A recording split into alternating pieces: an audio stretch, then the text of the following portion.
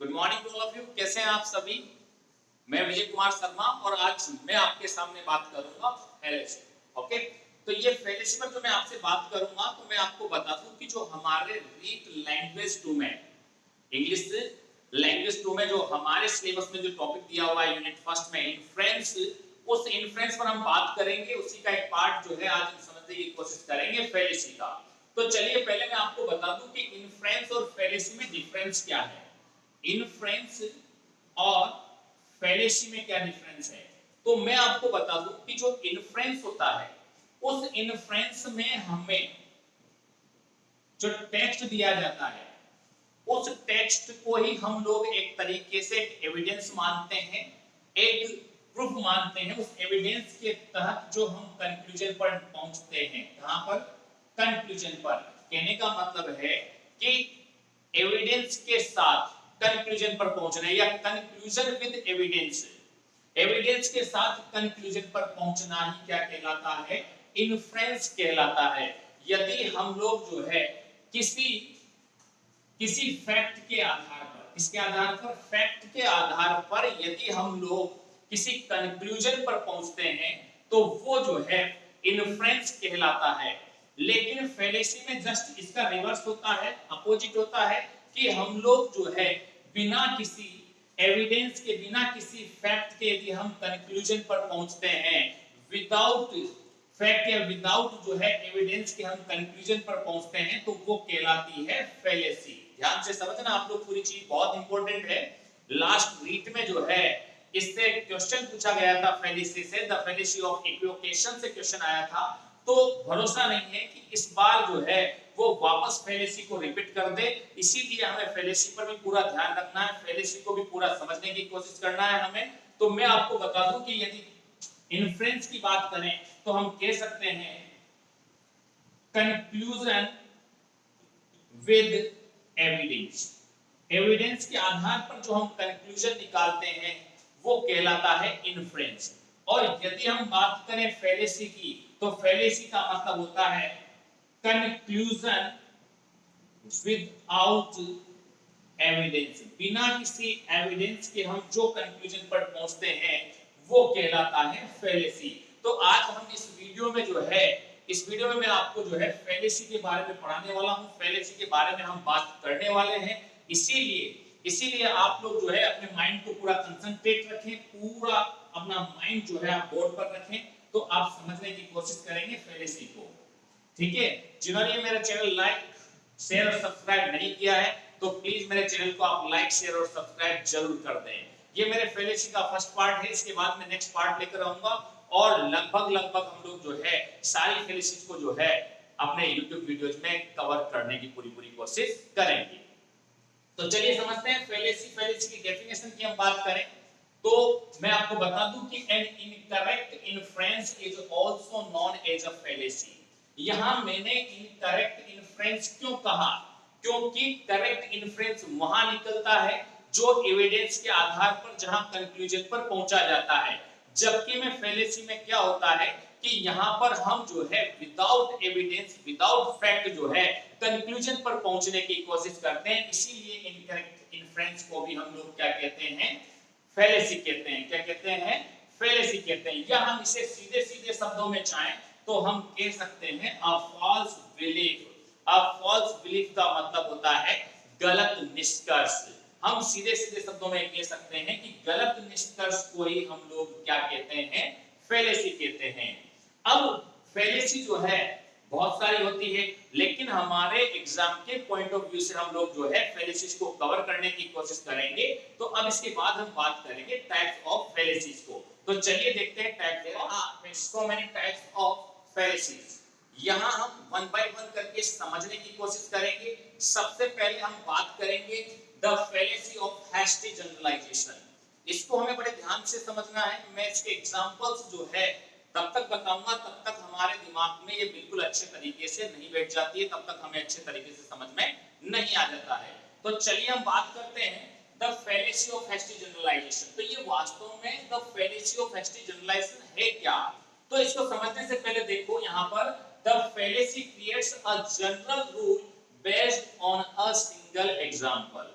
तो मेरे कहने का मतलब है यहां हम अंडरलाइन करने की कोशिश करेंगे जनरल रूल। जनरल रूल का मतलब होता है कि सभी के लिए एक जैसी भावना बना लेना।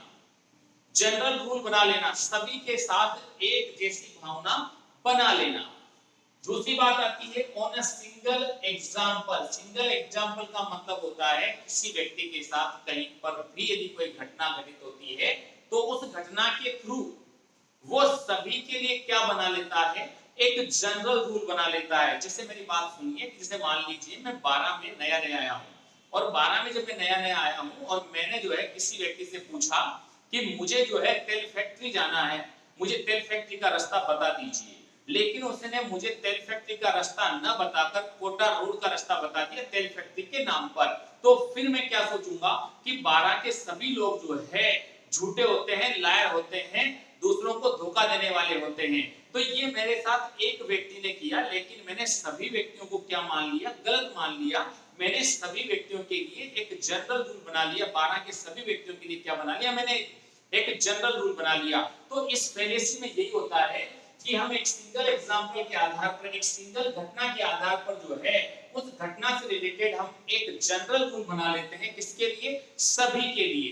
तो चलिए अभी एग्जांपल से प्रत्येक चीज क्लियर होगी आपकी, तो ध्यान से समझने की कोशिश करेंगे। सबसे पहले एग्जांपल नंबर 1 देखेंगे हम लोग।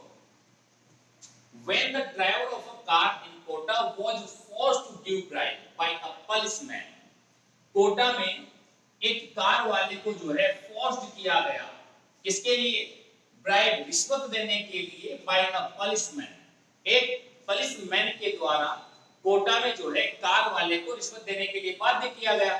तो जब बाध्य किया गया तो वो जो कार वाला था उसने ही स्टार्टेड बिलीविंग, उसने ये मानना शुरू कर दिया कि that policeman in Kota are corrupt, कि जो कोटा में जो पुलिसमैन है, जो पुलिस वाले हैं वो करप्ट हैं। तो ये बात उसने क्या किया, उसके साथ घटना तो एक व्यक्ति ने की, उसके साथ रिश्वत देने के लिए बाध्य एक पुलिस वाले ने किया उसे, लेकिन उसने एक जनरल रूल बना लिया, सभी के लिए एक जनरल रूल बना दिया कि कोटा के जितने भी पुलिस वाले हैं वो सभी क्या हैं, करप्ट हैं। तो इसमें यही होता है कि आदमी एक सिंगल एग्जांपल को लेकर एक जनरल रूल बना देता है, किसके लिए, सभी के लिए। चलिए एक और एग्जांपल से आप समझने की कोशिश करेंगे। देखिए, my friend has been eating only pizzas and fries for 10 years. मेरा फ्रेंड जो है वो 10 इयर्स से, कितने इयर्स से, 10 इयर्स से जो है क्या खाने की कोशिश कर रहा है, पिज्जाज एंड फ्राइज मतलब खा रहा है। कितने वर्षों से, 10 इयर्स से जो है मेरा दोस्त पिज्जा और फ्राइज खा रहा है, कितने वर्षों से, 10 इयर्स से। And he has no health issues, और उसे जो है कोई भी हेल्थ इश्यूज नहीं है, कोई भी हेल्थ प्रॉब्लम उसे नहीं है। Therefore, fast food is not unhealthy for you. इसीलिए जो है फास्ट फूड आपके लिए अनहेल्दी नहीं है। अब यहाँ देखो, यहाँ क्या हुआ, एक व्यक्ति को हमने देखा कि एक व्यक्ति 10 वर्षों से जो है पिज्जा और फ्राइज खा रहा है और उसे कोई भी जो है हेल्थ से रिलेटेड प्रॉब्लम नहीं है। तो हमने क्या मान लिया यहाँ पर कि जब इसे प्रॉब्लम नहीं है तो इसका मतलब है कि पिज्जा और फ्राइज खाने से किसी को भी प्रॉब्लम नहीं होगी। तो ये जो है पिज्जा और फ्राइज जो है या फास्ट फूड जो है आपके लिए अनहेल्दी नहीं होंगे। तो हमने यहाँ पर क्या किया, हमने वही किया कि हमने एक सिंगल एग्जांपल को लेकर सभी के लिए क्या बना लिया, जनरल रूल बना लिया। तो मेरा आपसे यही कहना है, मैं जो आपको समझाने जा रहा हूँ कि हैस्टी जनरलाइजेशन में कुछ नहीं होता, केवल इतना होता है कि किसी समय पर किसी व्यक्ति के साथ जो घटना घटित होती है उस घटना को जो है वो सभी के लिए, सभी को जो है उसी नजरिए से देखना स्टार्ट करता है जो उसके साथ हुआ है। चलिए एक और एग्जांपल समझने की कोशिश करेंगे। A man died while running the marathon. एक व्यक्ति जो है मैराथन को दौड़ते समय क्या हो गया, डाइड हो गया, मर गया। Therefore marathon running is dangerous. इसीलिए मैराथन दौड़ जो है वो क्या है, खतरनाक है। अब यहाँ पर वो व्यक्ति मरा तो पता नहीं वो कैसे, क्या उसके हेल्थ इश्यूज थे, क्या उसकी समस्याएं थी, क्या प्रॉब्लम्स थी, लेकिन यहाँ पर क्या किया गया, एक व्यक्ति को देखकर, एक सिंगल एग्जांपल्स को देखकर सभी के लिए क्या बना लिया गया, जनरल रूल बना लिया गया कि वास्तव में मैराथन रनिंग क्या है, डेंजरस है, खतरनाक है। तो मैराथन क्या है, डेंजरस है। तो हमने क्या किया कि हमने यहाँ पर क्रिएट करने की कोशिश की एक जनरल रूल, एक सिंगल एग्जांपल को, एक सिंगल इंसिडेंट को, एक घटना को देखकर जो है हमने क्या बनाने की कोशिश की, हमने जनरल रूल बनाने की कोशिश की। तो the fallacy of hasty generalization में आपको इतना ही ध्यान रखना है कि हम जो है किसी समय पर घटित होने वाली घटना को जो है सभी के लिए जो है क्या मानकर चलते हैं, समान मानकर चलते हैं। एक व्यक्ति के साथ जो घटित हुआ है उस घटना को जो है हम सभी के लिए मान लेते हैं कि ये सभी के साथ ऐसा हो सकता है, ये सभी के साथ ऐसा है।